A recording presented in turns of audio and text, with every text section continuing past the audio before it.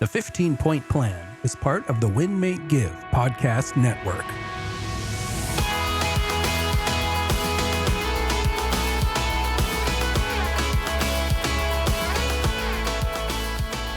Welcome back to another episode of the 15-Point Plan podcast, a podcast based around health and wellness and, frankly, a system of simplicity.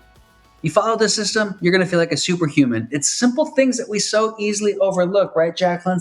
Things like drinking water and moving your body and Sleeping. Sleeping. My favorite. Yeah. It's well, you're a cat person. I know cats like to sleep a lot. So sleeping is up there. And the goal behind the 15-Point Plan is simply having that system so you can check these things off, because it's easy to forget. Of course, you're not going to forget your sleep, but you get busy.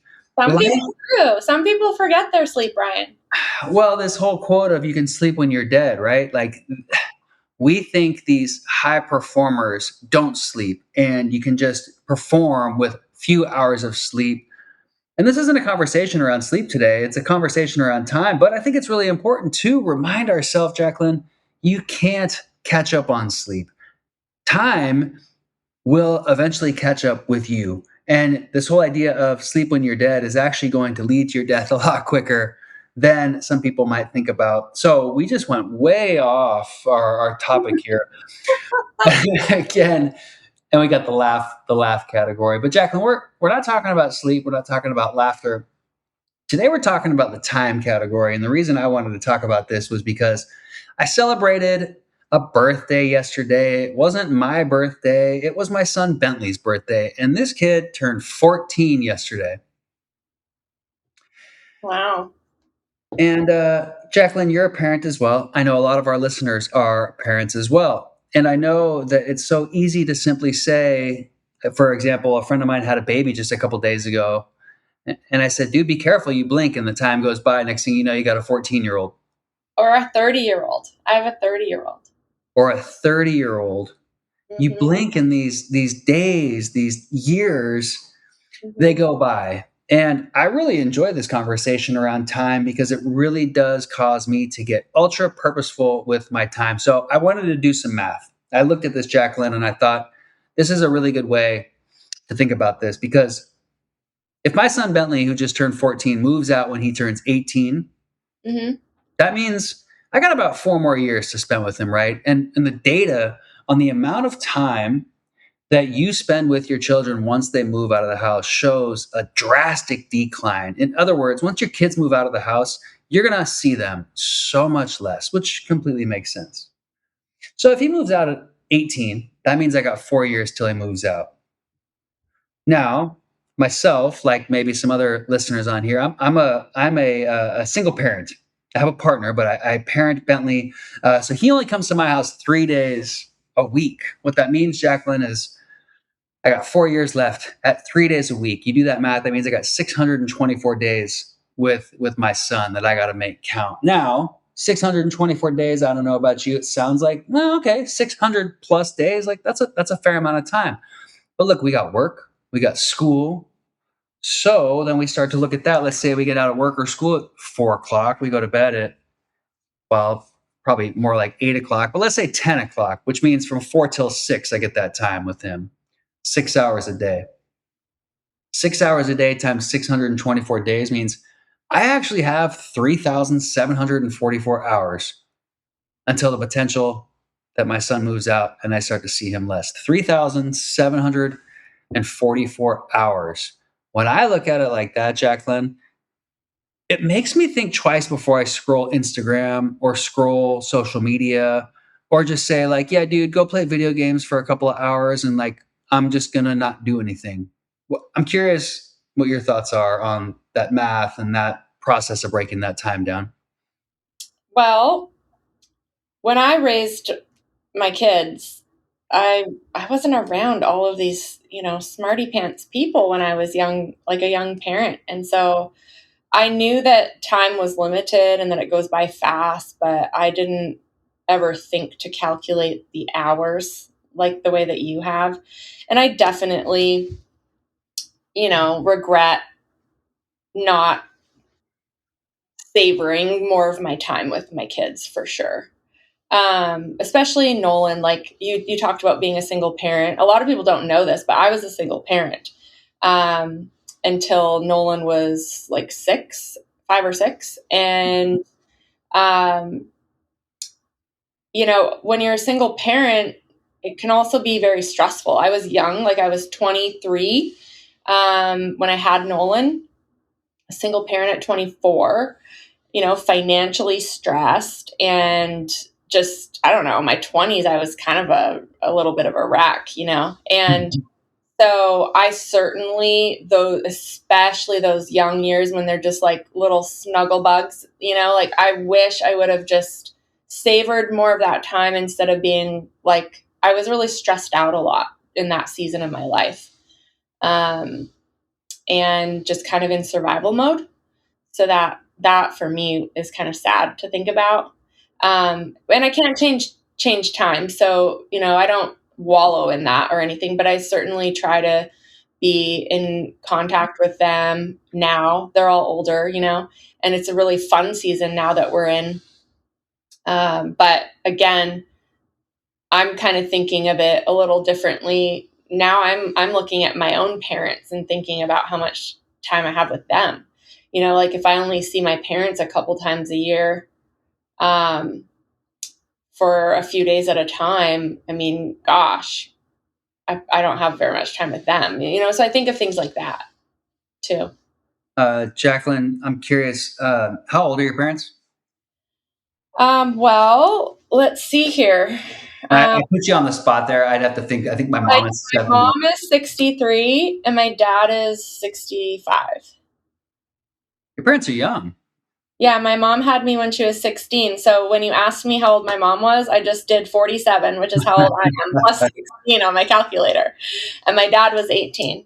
So they are young, and I'm lucky that both my grandparents lived until they were in their 90s. And so I hope that my parents live healthily until their 90s. And so I have maybe, let's say, 30 years if we're lucky. Yeah.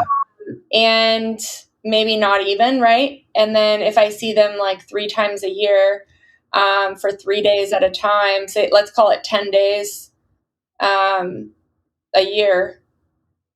What is that? Well, if you had 30 years times 10 times per year, you got about 300 times. 300 times to see my parents. That's probably on the higher end. Totally. This is like if we're lucky. If we're lucky, right? So the average life expectancy for a man right now currently is 75 years old, and the average expectancy for a woman, because we all know women are way smarter than men and outlive men by 5 years. Average life expectancy for a woman is 80. And my mother, I think she's 71. And again, like your parents, my grandmother lived to 94. So I think my mom should live well past that. Do the math to our listeners, right? Do the math. If the average expectancy is 75 for a male or 80 for a female, well, how old are your parents? How many times a year do you see your parents? You're pretty lucky you get to see your parents that often, Jacqueline. I'm super lucky in the fact that my mom moved closer to me, so I see her maybe once a week. So I got a lot of times more to see my mom. But for those that have parents that are out of town and we see them once or twice a year, if your mom or dad is 65 years old and they have the average life expectancy of living until 75, you got 10 years. Yeah. You see them twice a year, you got 20 more times. Yeah. You got 20 more times. If it's 10 years, you got 10 summers. Right? Like, let's say we're going to live to be average, which, of course, nobody that does the 15-point plan is going to live to be average. That's right. If you're 40 years old as a woman and you're going to live to be average of 80, that's 40 years. You got 40 more summers left. You got 40 more winters left. That time is not finite. And when you break that down like that, for me, it might be like a little morbid to think like that. But when I think like that, I think, dang, I got to make an impact. I have to make this time count. So the time category on the 15-point plan, we've talked a lot or more about your time mattering in the day and in the moment and in the hours and not wasting hours. But I think it's super important when we think about life and when we think about our loved ones, Mhm. are we ensuring that we get to spend the maximum amount of time with the people that we love? So, how do we do that, Jacqueline? Like you mentioned being a parent in your 20s, Mhm. struggling, just trying to get by. How can we leverage some things in our life so that we can spend more time with our kids? Yeah. Well, I think you kind of touched on it a little bit at the beginning, but I think one thing to think about is like time alone isn't necessarily the be all end all. It's really like attention, right? And so in the time that we do have, how many times have you been, maybe not you, Ryan, because actually, for those of you who don't know Ryan well, he really doesn't spend very much time on social media. And so I think that you do a really good job of, at least it appears on the outside, of being like really present in your life. And I think that, just not scrolling. I don't think it's bad if you're using social media and you're going on to like create content and post content that is valuable and whatever. That is fine. That's part of a lot of our jobs nowadays. You know what I Yeah. mean? But Yeah. when we're talking about social media, I'm just talking about like the doom scrolling, like the endless scrolling of like consumption of content. And even not social media, but even just Netflix. Like, and Hulu, and like just binge watching shows and shows. And again, it's not like that's bad once in a while to like, I mean, I love a good like lazy weekend binge watching a show with my husband. Like I'll probably miss those days when he's not around anymore, Hmm. where we did have some of those fun weekends and I'd make popcorn and we would just like have fun together. And so that's what I mean. I think reactive like work days where you're not really being productive at work, like that's one thing that we talk a lot on our team about is like, if you are coming into the office, we should make certain that that time is being used the most effectively as possible, because if not, then you should have been at home or volunteering at your kid's school or going to do a workout or doing something else. Right. So I think that to me, it's not always like, yeah, these are like sobering math problems that you're walking us through today. Like it's kind of tough to think about that. But in the time that we do have, can we be more present? And when we're going to work, can we be, at least for those of us who are entrepreneurs and we don't get paid by the hour, like, can we please focus on being present and get stuff done? Otherwise, why wouldn't we go be with our loved ones? Yeah. Um, and then I think for me too, it just makes me think about the things I'm saying yes to. Like, what am I saying yes to with my limited time? Because I'm 47. And yeah, if I only have 300 days with my parents and however many with my kids, like, how am I robbing from that time by saying yes to certain things that maybe would allow me to see them more? It's so true. I think that's a great example of just thinking like, what am I saying yes to that isn't as important as maybe some of these other things? One of the Mhm. things that I thought of too, Jacqueline, was like, so I remember when my son became big enough to be able to sit in the front seat of the car, Yeah. and he kept still sitting in the back, and it was right when he got a cell phone. And Oh, what I realized was like he was sitting in the back, and what was he doing? Well, he was on his phone. yeah. So finally, I just said, "Hey, dude, how would you feel about sitting in the front?" And so this is a recommendation to parents: Hmm. is if your kids can sit in the front, let them. And if they can't sit in the front because they physically can't yet, but they have a phone, number one, are they on their phone? Or are you also on your phone? A friend of mine was telling me a while ago, he's like, sometimes when we're in the car, he's got two kids, he's got a wife. He's like, my wife will just be, I'll be driving and she'll just be like scrolling in the front seat. Now, look, no judgment, right? But here's the cool thing about sitting in the car or car conversations: very few kids want to have an eye to eye conversation with their parent. And the reason is because there's that pressure. It's like, hey, like look me in the eye when I talk to you. Like there's pressure. So these side by side conversations, they call it shoulder to shoulder communication. It relieves the pressure. And car time, Like, we all got to drive somewhere. Like, my kid plays soccer. We're driving an hour to get somewhere sometimes. What if you use that hour to talk about some fun stuff, to ask them some powerful questions, to empower them to come up with some conversation? Use Yeah. that car time. That's a good way to get some time back I like and to that. have engaging conversation with your loved ones. So even if you don't have kids, right? And your partner's sitting there and they're scrolling or they're on the phone while you're driving, just say, hey, like, hey, what do you think about this? Maybe you could use that time to spark conversation. I'm so guilty because Phil and I will be driving. He'll be driving, and I will definitely be scrolling on my phone. And then sometimes he's like, "You're just like on your phone the whole time we're driving."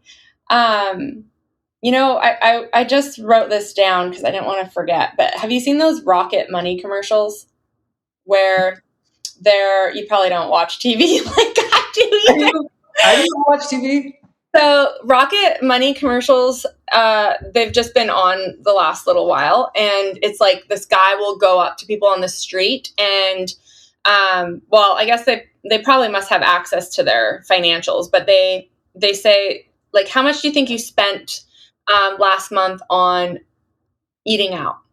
And the Right. person will be like, I don't know, $240, and they're like, no, you spent like $480, and then they're like, how much did you spend on clothing last year? And they're like, whatever, and it's like way more. So they always think it's way less than it is.